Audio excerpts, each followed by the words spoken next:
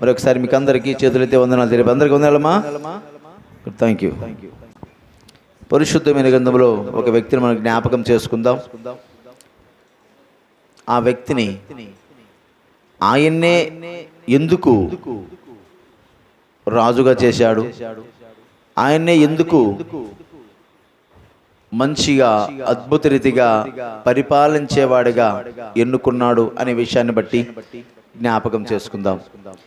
దేవుడు ఎన్నుకునే దాంట్లో ప్రత్యేకత ఏమిటి? దేవుడు ఎన్నుకుంటున్నాడంటే అతడిలో కానీ ఆమెలో కానీ ఒక ప్రత్యేకత ఉంటుంది. ఆషామాషిగా ఎన్నుకోడు.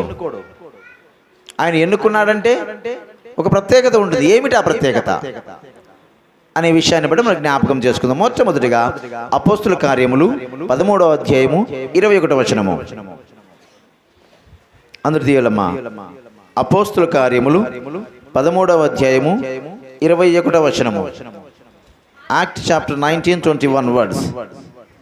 అందరు తీయాలమ్మా. రైట్, చదవమ్మా.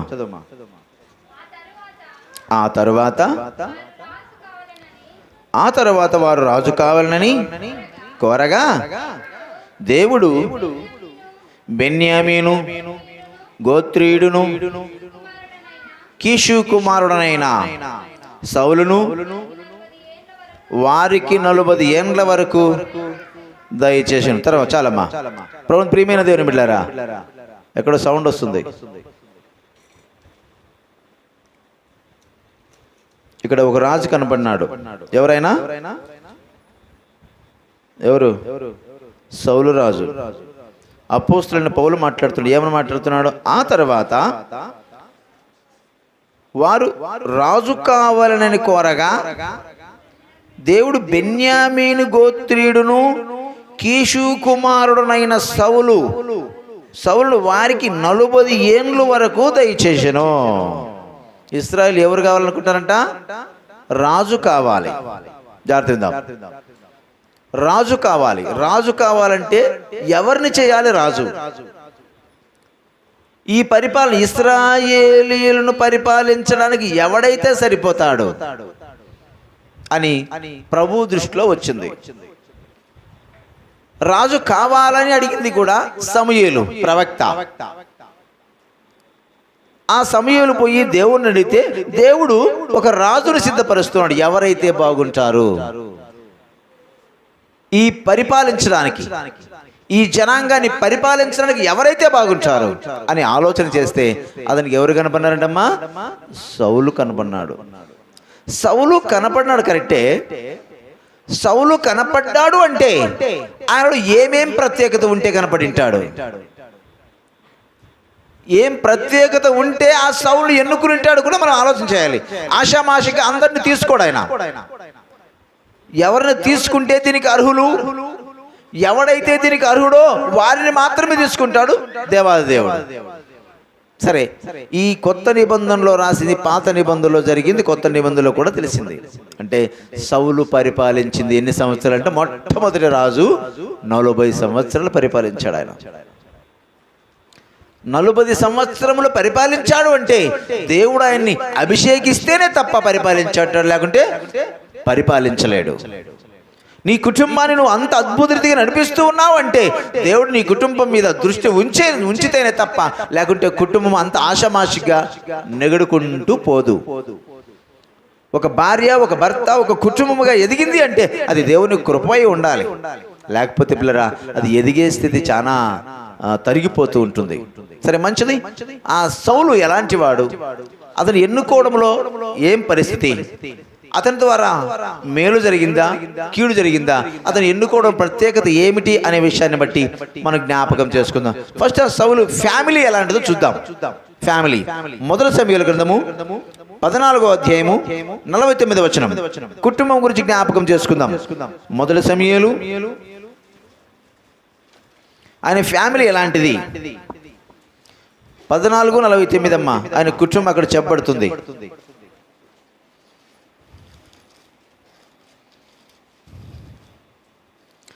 మొదటి సమూయేలు గ్రంథము 14వ అధ్యాయము 49వ వచనం చూడండి. గుడ్. సౌలు కుటుంబం జ్ఞాపకం చేసుకుంటాం. ఆయన కుమారులు ఎంతమంది, కుమార్తెలు ఎంతమంది, ఆయన కింద వర్కర్స్ ఎలాగున్నారో ఒకసారి జ్ఞాపకం చేసుకుందాం. ఒకటి, సౌలునకు పుట్టిన కుమారులు. సౌలునకు పుట్టిన కుమారుల పేర్లు ఏమనగా యోనాతాను, ఇష్వి, మెల్కేషువా. అతని ఇద్దరు కుమార్తెల పేర్లు ఏమనగా పెద్దదాని పేరు మేరాబు, చిన్నదాని పేరు మీకాలు. సౌలు యొక్క భార్య ఏం పేరు? ఆయన పేరు అహినోయామని. అతని భార్య పేరు అహినోయామని పేరు. ఈమె అహిమా వయస్సు కుమార్తె. అతనికి సైన్యాధిపతి పేరు అబ్నేరు. అతనికి ఒక సైన్యాధిపతి కూడా ఉన్నాడు. ఆయన పేరు ఏం పేరమ్మా? అబ్నేరు. చాలు. ఇది ఆయన ఫ్యామిలీ. ఒక భార్య, కుమారులు ఎంతమంది? ముగ్గురేనా? కుమార్తెలు ఎంతమంది? ఇద్దరు. చక్కటి ఫ్యామిలీ. భార్య, భర్త, పిల్లలు.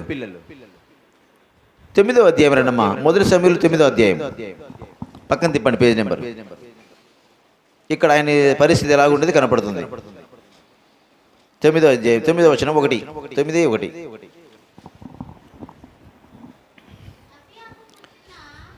అఫియాకు పుట్టిన కుమారుడైన సెరూరుకు జననమైన అబియేలు కుమారుడగు కీషు అను బెన్యామీనుడొకడుండెను. కీషు భాగ్యవంతుడు. ఒక బెన్యామీనుడును అతనికి సౌలు అను ఒక కుమారుడు ఉండెను. అతడు ఎలాంటి వాడంట? బహు సౌందర్యము గల యవ్వనస్తుడు. చాలు. సౌలు తండ్రి పేరు ఏం పేరమ్మా? కీషు. ఉందా పైన చూడండి. కీషు అను బెన్యామీనుడు ఒకడుండెను. కీషు భాగ్యవంతుడు. ఒక బెన్యామీనుడు అతనికి సౌలు అని ఒక కుమారుడు ఉండెను. సౌలు మంచి ఫ్యామిలీ కూడా. నెక్స్ట్ భాగ్యవంతుడు కూడా. ఎలాంటివాడమ్మా? భాగ్యవంతుడు. నెక్స్ట్ అందగాడు. ఉంది అది కూడా. బహు సౌందర్యము గల యవ్వనుడు. మంచి గ్లామర్, మంచి పేరు, మంచి మాట, మంచి తీరు, ప్రవర్తన కలిగిన వాడు కీషు కుమారుడైన సౌలు. ఈయన మీద కన్నుబడడానికి కారణమేమి? దేవాది దేవునికి ఇశ్రాయేలీయులను ఒక రాజుగా ఏలాలి అని ఈయన మీదే కన్నుపడింది దేవాది దేవునికి. ఎందుకు ఆయన మీద కన్నుపడింది? ఆయన ఇంతవాడు. ఒకటి, వాళ్ళ డాడీ ఫాదర్, వాళ్ళ అమ్మ నాన్న కూడా ఎలాంటి వాళ్ళమ్మా? భాగ్యవంతులు, ఏమీ లేనివారు కాదు.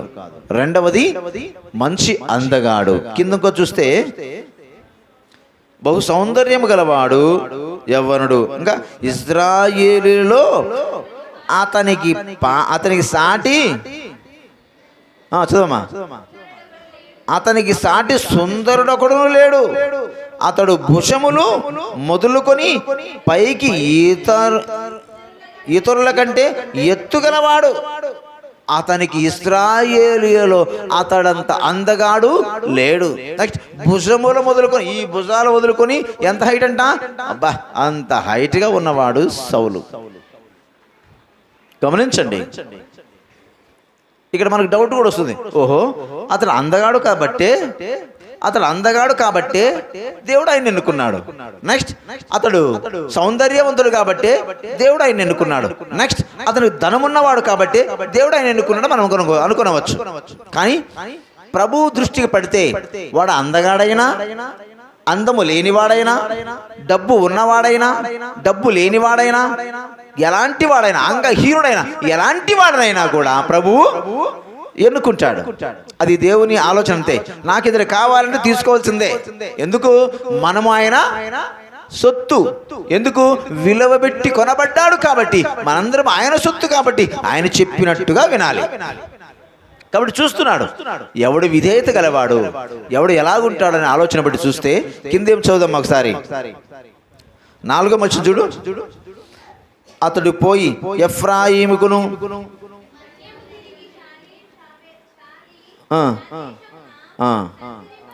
సంచరింపగా ఏంటివి పైన ఉన్నాడు చూడు, 3 చదువుతా. సౌలు తండ్రి అయిన కీషు యొక్క గర్ధాపములు తప్పిపోగా కీషు తన కుమారుడైన సౌలుని పిలిచి మన దాసుల్లో ఒకరిని తీసుకుని పోయి గర్ధాపములు వెదకమని చెప్పాను. ఆడ కొంచెం కూర్చోబెడకమ్మా. ఏమన్నాడు? కీషు తండ్రి చెప్తాను, నాన్న సౌలు డాడీ చెప్పండి, మనవి గర్ధాపములు కనిపించట్లేదు నాయన. ఏంటి అమ్మ గర్ధాపములు అంటే? గాడిదలు. ఏం కనిపించట్లేదు? గాడిదలు కనిపించట్లేదు నాన్న. కాబట్టి నువ్వేం చేయాలా? మనకొక దాసుడు ఉన్నాడు, ఆ దాసుని తీసుకొని పోయి గర్ధాపములు గాడిదలు ఎక్కడెక్కడ ఉన్నావో వాటిని తీసుకురావాలి అంతే అన్నాడు. గమనించండి, ఇక్కడ ఒక అందగాడు, సౌందర్యం గలవాడు, భుజములకు ఇంకా హైట్గా వెయిట్గా అంత అద్భుత రీతిగా ఉన్నవాడు గాడిదలను ఎతకడానికి పంపిస్తున్నాడా? గాడిదలను వెతకడానికి పంపిస్తున్నాడా తండ్రి? అప్పుడు ఇతడు ఏమనాలి?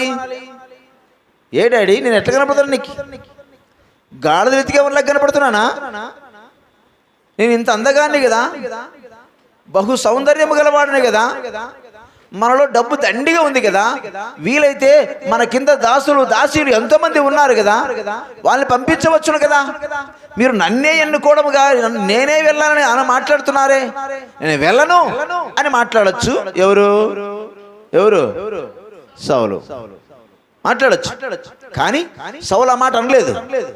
ఎందుకనలేదు తెలుసా? నా తండ్రి చెప్పిన మాట ప్రకారమే నేను వెళ్ళాలి. గాడిని ఎత్తుకురామంటే గాడిని ఎత్తుకురావాలి, పిల్లిని ఎత్తుకురామంటే పిల్లిని ఎత్తుకురావాలి, పందిని బుడకురామంటే పందిని బుడకురావాలి, అంతే. నా డాడీ ఏం మాట అయితే సెలవు ఇచ్చాడో ఆ మాట సెలవు ప్రకారంగా వెళ్ళాలి అనే ఆలోచనతో వెళ్ళిపోయాడు సౌలు. ఎవరెవరు వెళ్ళారమ్మా ఆయన వెంబడి? ఒక దాసుడు, సౌలు, ఇద్దరు వెళ్ళారు. వెతుకుతున్నారు పిల్లరా, వెతుకుతున్నారు వెతుకుతున్నారు వెతుకుతున్నారు, కనబడమే లేదు. ఏంది కనపడలేదు? గాడిదలు. గాడిదలు, గాడిద కదా, గాడిదలు. ఏం కనపడలేదమ్మా? మొత్తం వెతుకుతున్నా. అబ్బా అలసిపోయానయ్యా గారు, మేము వెతకలేము ఇంకా. మరి ఎలా చేద్దాం? వెనక్కి పోదామా? వెనక్కి పోతే మా డాడీ ఏమనుకుంటాడు? చూడు, ఇంకా కొంచెం ముందుకు పోదాంపా. ముందుకు వెళ్తున్నారు, కనపల్లా. ఇంకా ముందుకు వెళ్తున్నారు, కనపల్లా.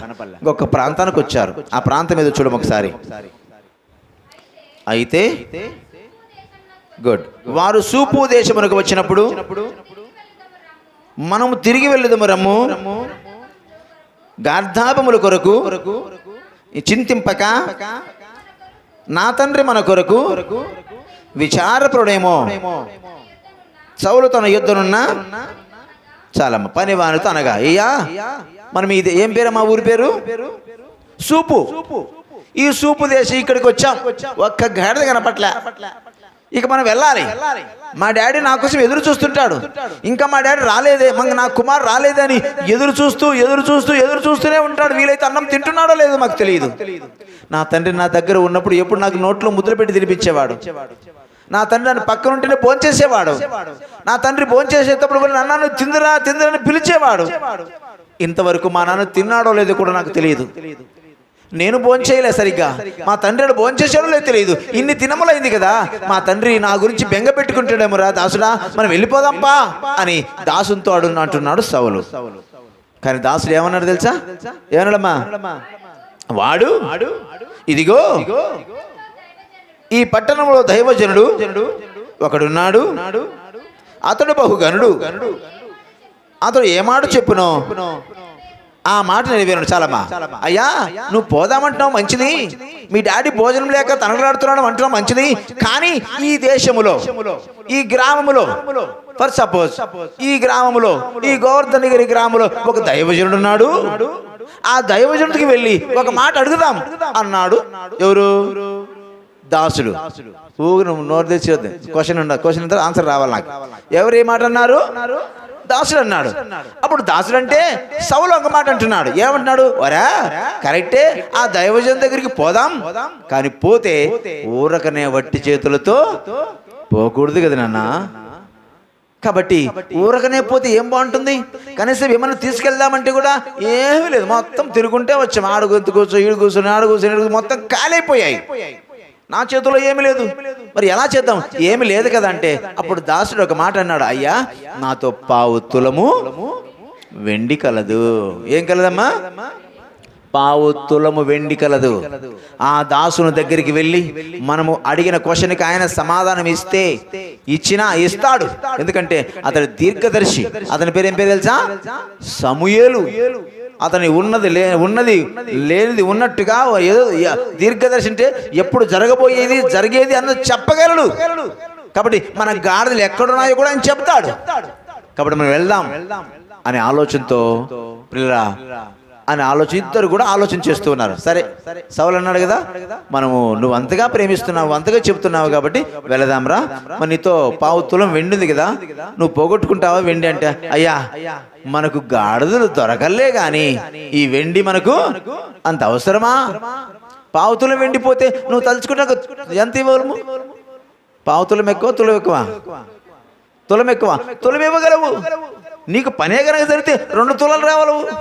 నీకు ఇంకా బాగా పని జరిగితే 2 తులాలు బంగారు కూడా చేయగలవు. ఆ బంగారు చేయని గొంతులో కూడా వేసుకోగలను. అబ్బా ఎంత ఆలోచన! ఎందుకంటే నమ్మకం అలాంటిది. అయ్యా నీవు తలుచుకుంటే 1/4 తులం ఉన్నది పోతే 2 తులాలు బంగారు కూడా ఇవ్వగలవు. ఆ బంగారుతో నేను చైన్ వేసుకుని తిరగగలను. వీలైతే నా భార్య కూడా ఉంది, చైను చైను చైను చైను అని తనకలాడుతుంది, ఇంతవరకు చేయించలే. మీకు వీలైతే నా వెండి 1/4 తులం పోతే పోయి సరే, మీరు 2 తులాల బంగారు ఇవ్వగలని ఆశ. ఈయన ఎవరి మీద ఆశ? భార్యకి తులము, భార్య కోసం తనకలాడుతున్నాడు పాపం కదా. చాలా మంది భర్తలకు అంతే, నా భార్యకి చైన్ చేపిస్తే బాగుంటుంది, కదిలిస్తున్నాడు, నా భార్యకి చైన్ చేపిస్తే బాగుంటుంది, ఆశ అంతే. ఆమె కూడా అడిగిందో లేదు మనకు తెలియదు. సరే ఏమైతేనేమి, సేవకుడు అన్నాడు, అయ్యా నాతో 1/4 తులం ఉంది, ఇచ్చేద్దాం. ఇంకొక మాట ఇక్కడ ఆలోచించాలి. ఒకటి, సౌలు గాడిదలు వెతకరమన్నప్పుడే తగ్గించుకున్నాడు కదా. సరే డాడీ మీరు చెప్పినట్లే వెతుకుతాను. నెక్స్ట్ రెండో మాట, ఒక దాసుడు చెప్తే వినాలా. ఏరా నా స్టేజ్ ఎక్కడ, నీ స్టేజ్ ఎక్కడ? నా బ్రతుకేంటి, నీ బ్రతుకేంటి? నువ్వు నా కాలి కింద ఉన్నాడువి, నా వెనక ఒక దాసుడివి, నువ్వు చెప్తే నేను వినాలా? ఇట్స్ ఇంపాసిబుల్, నేను వినను అని కూడా అనొచ్చు. కానీ ఆ మాట అనలేదు ఎవరు? సౌలు ఆ మాట అనలేదు. సరే అయ్యా నువ్వు ఇంత చక్కగా విన్నాడు తెలుసా? ఒక దాసుడు చెబితే కూడా వింటున్నాడు. ఒక దాసుడు చెబితే కూడా వినాలి. మంచి మాట ఎవరు చెప్పినా వినాలి. వీడి హైట్ ఎంత, వీడి పొడిగి ఎంత, వీడి స్తోమత ఎంత, వీడి బతుకెంత అని ఎప్పటికీ కూడా ఎవరిని కించపరచకూడదు, తీసేయకూడదు. ఎందుకంటే ప్రతి ఒక్కరూ విలువ పెట్టి కొనబడిన వారు. దారిలో పడిన దొంటి కూడా ఆఖరికి ఏం చేస్తుందంట? పనికి వస్తుందంట. దేది పనికి రాదు అని క్వశ్చనే లేదు పిల్లరా. హైదరాబాద్లో పోయి చూడండి, ఇది వస్తువు పనికి రాదనడానికి లేదు. చెత్తకుంలో ప్రతి ఒక్క వస్తువు ఏరే తీసుకుంటూ ఉంటారు. అది పోయి అమ్ముకొని వస్తారు. దాని ద్వారా డబ్బులు సంపాదించుకునే వాళ్ళు బాగా బతకగలుగుతూ ఉన్నారు. కాబట్టి ఏది పనికిరాదు అనకూడదు. ఈ దాసుడు పనికిరాదు అనుకోలేదు. అన్న నువ్వు ఇంతగా చెప్తున్నావు కదా, నీ మాట నేను వింటాను, ఇది మంచిదే, నువ్వు చెప్పిన మాట మంచిదే, కానీ మనతో ఏమి లేదంటే నువ్వు తెంపు చేసి మరి ఏమన్నావు, ఉన్న 1/4 తులం వెండి కూడా ఇస్తానంటున్నావు కదా. సరే నువ్వు చెప్పిన మాట ప్రకారంగా వెళదామని వెళ్ళారు పిల్లరా. వెళదామని వెళ్ళారు. తర్వాతమ్మా వెళదామని వెళితే ఒకసారి ఇంకా డైరెక్ట్గా వెళ్తున్నా. 17వ వచనం రమ్మా, లేట్ అయిపోతుంది కాబట్టి సగం ముందుకు సాగిపోదాం. వెళదామని 17. సౌలు సమూయేలుకు కనపడగానే, యెహోవా ఇతడే నేను నీతో చెప్పిన మనిషి, ఇదిగో ఇతడే నా జనులను ఏళ్ళని అతనితో సెలవిచ్చను. దేవునికి మహిమ కలుగును గాక. 17వ వచనం ఏమో తెలుసా? ఇదివరకే సౌలు నీ దగ్గరికి వస్తాడు అని దేవాది దేవుడు సమూయేలుతో చెప్పాడు. నీ దగ్గరికి ఎవరైతే వస్తారో, నువ్వు కోరుకున్నావు కదా, నా దగ్గరికి వచ్చి ఏం మొరపెట్టావు, ప్రభువా దేవా ఈ ఇశ్రాయేలు జనాంగానికి నడిపించడానికి ఓ రాజును కావాలని కోరావు కదా, నేను ఏర్పరచుకున్నాను. ఆ ఏర్పరచుకున్న వాడే సౌలు, ఇతడు నీ ఎదురుకు వస్తాడు అని ఇదిగ ముందు చెప్పాడు. కాబట్టి చెప్పింది చెప్పినట్లుగా ఆ సమూయేలుకి సౌలు కనపడ్డాడు. కాబట్టే ఏమన్నాడు, ఈతడే సౌలు. సమూయేలు కనపడగానే యెహోవా, ఈతడే నేను నీతో చెప్పిన మనిషి, ఇదిగో ఈతడే నా జనులను ఏలునని అతనితో సెలవిచ్చను. బా, దేవుడు ఏ మాట అయితే చెప్పాడో జరిగేటట్లా చెప్పేశాడు. చెప్పేశాడు. ఇతడే, నువ్వు ఎత్తికే పని లేదు, నీ ముందరికే కనబడ్డాడు. ఇతడే, అతను నీవు అభిషేకించాలి. అతను నీవు అభిషేకించి ఏం మాట్లాడకూడదు. ఎవరిని అభిషేకించమంటే ఎవరిని అభిషేకించాలి. ఇది నా మాట, వేరే ఆలోచన లేదు. సరే అని కింద ఒక మాట పిల్లరా, ఎక్కడ 24 చూడమ్మా, 21. అందుకు సౌలు, నేను బెన్యామీనుడును కానా, నా గోత్రం ఇశ్రాయేలు గోత్రములో స్వల్పమైనది కాదా. కొంచెం ఉండమ్మా. ఇక్కడ ఏమన్నా తెలుసా, గోత్రం ఏ గోత్రం అంటే ఇది బెన్యామీను గోత్రం. 12 గోత్రాలలో స్వల్పమైనది, ఆఖరిగా ఉన్నది ఒకే ఒక గోత్రం, అదే బెన్యామీను గోత్రం. ఏం గోత్రం అది? బెన్యామీను గోత్రం. అయ్యా, నేను బెన్యామీను గోత్రం వాడను కదా, మా గోత్రం ఆఖరిది కదా, మేము చులకనగా ఉన్నాము కదా, మేము పనికిరాని వారము కదా, నేను మా గోత్రములో వాడని నేను రాజుగా వెళ్ళమా అని ఏమంటున్నాడు తెలుసా? ఈ మాట మాట్లాడుతున్నాడు దేవుడితో, సమూయేలుతో. అప్పుడు ఏమన్నాడమ్మా, నా ఇంటి వారు బెన్యామీను గోత్రపు ఇంటి వారందరిలో అల్పులు కారా. బెన్యామీను గోత్రం అంతట్లో అల్పులు గారా, తగ్గించుకునే వారు గారా, ఏమి లేనటువంటి వారు కాదు కదా.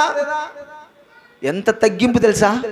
అల్పులు కారా, ఏమి చేత కానిటువంటి వారు కదా, ఏమి లేనటువంటి వారు కదా, మమ్ములను నీవెన్నుకోవడం ఏంది? అల్పులు కారా, అది పిల్లల తగ్గింపు స్వభావం అంటే. కానీ మొదటి ఏమంటారా, ఘనులు అని చదువుకున్నాం 9వ అధ్యాయం కదా.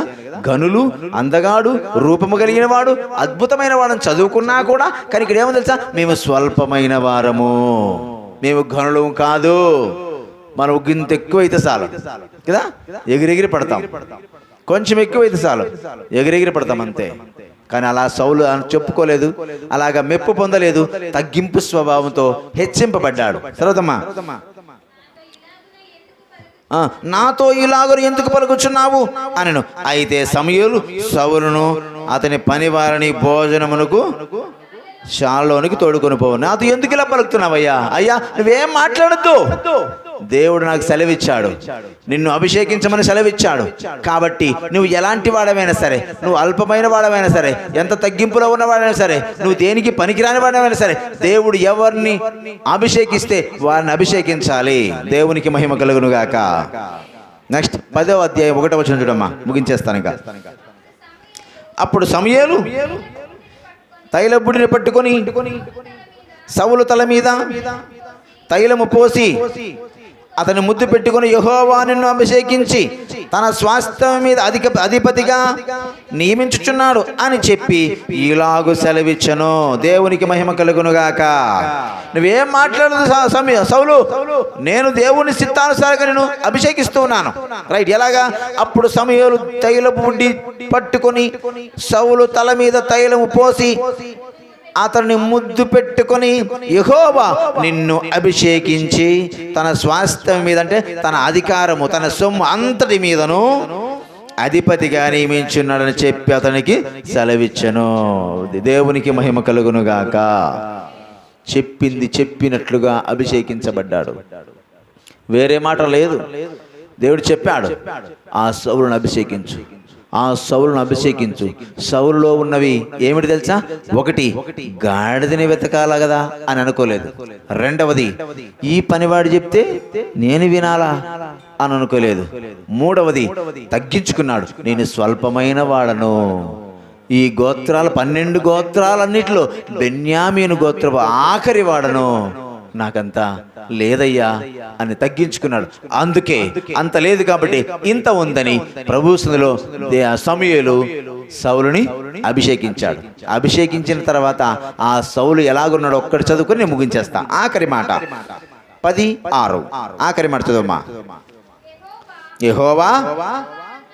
యెహోవా ఆత్మ నీ మీదికి బలముగా దిగి వచ్చును, నీవు వారితో కలిసి ప్రకటన చేయుచుండగా నీకు క్రొత్త మనస్సు వచ్చును, నీకు క్రొత్త మనస్సు వచ్చును. దేవునికి మహిమ కలుగును గాక. చాలు. మీకేమొస్తుందంటమ్మా? క్రొత్త మనస్సు. దేవుడు అభిషేకిస్తే ఏమొస్తుంది? క్రొత్త మనసు వస్తుంది. క్రొత్త మనసు వచ్చిందంటే ఏ మనసు పోయింది? ఇంకా ఏ మనసు పోయింది? పాత మనసు పోయింది. ఇదిగో పాతవి గతించును, క్రొత్త వాయను. పాతవి గతించేసిపోయి ఈ 2024 సంవత్సరంలో పాతవని గతించిపోయి క్రొత్త మనసు రావాలి.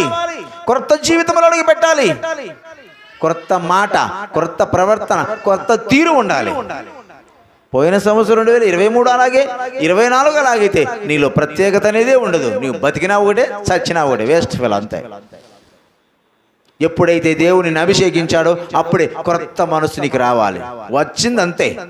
కొత్తగా బ్రతకాలి. అబ్బా 2023కి 2024కి ఈమెలో ఒక కొత్తదని నేను చూస్తున్నాను, ఈయనలో ఒక కొత్త మార్పు నేను చూస్తున్నానని చెప్పాలి. ఎప్పుడు ఒకేలా ఉన్నట్లే నీలో మార్పే లేదంటే ఏం చేయాలి? ఆ చెట్టుని నరికి పాడేయాల. మార్పు లేని చెట్టు ఉన్నా ఒకటే, లేకపోయినా ఒకటే. మార్పు కలిగిన చెట్టు ఉండాలి. కానీ ప్రభువైన యేసుక్రీస్తు వారు మంచి ప్రేమతో నిన్ను ఇంకనూ బ్రతికిస్తూ ఉంటున్నారు. ఎందుకు తెలుసా? ఈ సంవత్సరం మారకపోయినా వచ్చే సంవత్సరం మారతాడేమో ఆశ. నీ కొడుకు ఎంతటి పనికిమాలైనా సరే, నీ కొడుకు ఎంతటి తాగుబోతులైనా సరే, ఎంతటి వేస్ట్ అయినా సరే, ముందు పెట్టి చంపేస్తావా? చంపవు కదా. ఎలాంటి వేడైనా సరే, ఈ నా కొడుకు ఇప్పుడు మారకపోయినా రేపైనా మారతాడేమో, వచ్చే వారంకైనా మారతాడేమో, వచ్చే నెలకైనా మారతాడేమో, ముందుకైనా మారతాడేమో ఆశ. నీకే కాదు, నాకు కూడా అంతే, నా కొడుకు కూడా అంతే. మారడు కదా అని చంపడం పెద్ద గొప్పతనం కాదు. మారడు కదా అని చంపాలనుకుంటే భూమి మీద ఎవ్వడు కూడా ఉండడు. ప్రభువు మారరు అనుకొని మొత్తం నాశనం చేయాలనుకుంటే ఎవ్వడు నిలబడు భూమి మీద. కానీ ప్రభువుకు ఒక ఆశ, వీళ్ళు మారుతారు, ఈ గ్రామ ప్రజలు మారుతారు, వారు కొత్త మనసు వస్తుంది, స్పెషాలిటీ వాళ్ళలో ఏదో ఒకటి వస్తుంది. ఈ 2024 సంవత్సరంలో ఒక కొత్తతనం వారి జీవితంలో ఉంటుంది అనే ఆలోచనతో ప్రభు మిమ్మల్ని, మీ భార్య, మీ భర్త, మీ పిల్లలను ఇంతవరకు ఉంచాడు. దేవునికి మహిమ కలుగునుగాక. కాబట్టి సౌలుకు కొత్త మనసు వచ్చింది, మీకు కూడా కొత్త మనసు, కొత్త జీవితము, కొత్తగా మార్పు కావాలి. చాలా కనపడాలి అంతే. నీ మాట తీరులో, నీ ప్రవర్తనలో కొత్తగా కనపడాలి. వాడే చెప్పాలి, నువ్వు చెప్పకూడదు. నాలో ఇది కొత్తగా కనపడుతుంది కదా అంటే నువ్వు చెప్పకూడదు. నీ పక్కింటోడో ఎదురింటి వాళ్ళు చెప్పాలి, ఈ సంవత్సరం నీళ్ళు ఏదో కొత్తగా కనపడుతుంది అనాలంతే. అప్పుడే ప్రభు నిన్ను ఉండనిస్తాడు. కొత్త గదనం లేకపోతే ఇక చాలా అయినా ఇప్పటివరకు 30 ఏళ్ళ, 40 ఏళ్ళ, 50 ఏళ్ళ, 60 ఏళ్ళు అయినాయి, ఇంకా నీలో మార్పు కాకపోతే చాలు, ఇక నీ బ్రతుకు ఇంతే, స్టాప్ అంటాడు అంతే. కాబట్టి గమనించండి రా, ప్రభువు ఎన్నుకున్నాడు అంటే ఎలాంటి వాడైనా అభిషేకించబడాల్సిందే. ప్రభువు అభిషేకించాడంటే ఎలాంటి వాని మనసైనా క్రొత్త మనసులో చేరాల్సిందే. కాబట్టి ప్రభు మీకును, మనకును, మనందరికీ కొత్త మనసు ఇచ్చాడు. కాబట్టి ఆ కొత్త మనసు ప్రకారంగా నడుస్తూ ముందుకు సాగిపోవాలి మనవి చేస్తూ ముగిస్తూ ఉంటున్నాం. తలలో ఉంచుదాం, మోకరిద్దాం, ప్రార్థన చేసుకుందాం. థ్యాంక్ యూ ప్రభువా, మీ అపారమైన ప్రేమను బట్టి కొత్త మనసుతో మేము జీవిస్తూ నీకు సాక్షి బిడ్డగా మేము నిలబడాలని ప్రార్థన చేస్తూ ప్రభు సందులో ముందుకు సాగిపోదాం. తలలో ఉంచుదాం, ఆయన సందులో మోకరించి ప్రార్థన చేద్దాం.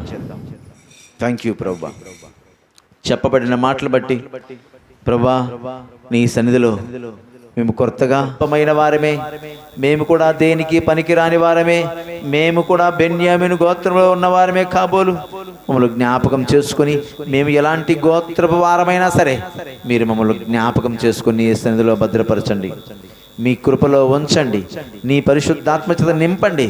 ప్రభువా మీరు మాకు కొత్త మనసు దయచేశారనే ఈ సమయంలో మేము బల్లారాధన రొట్టెలో చేయి వేస్తూ ఉంటున్నాం. మాకు కొత్త మనసు ఇచ్చారు, థ్యాంక్ యూ.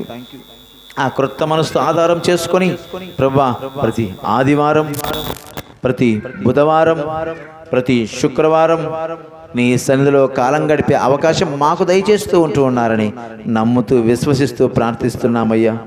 మాకందరికీ నీ క్రొత్త మనసుతో ఉంచండి, క్రొత్త జీవితం మాకు దయచేయండి.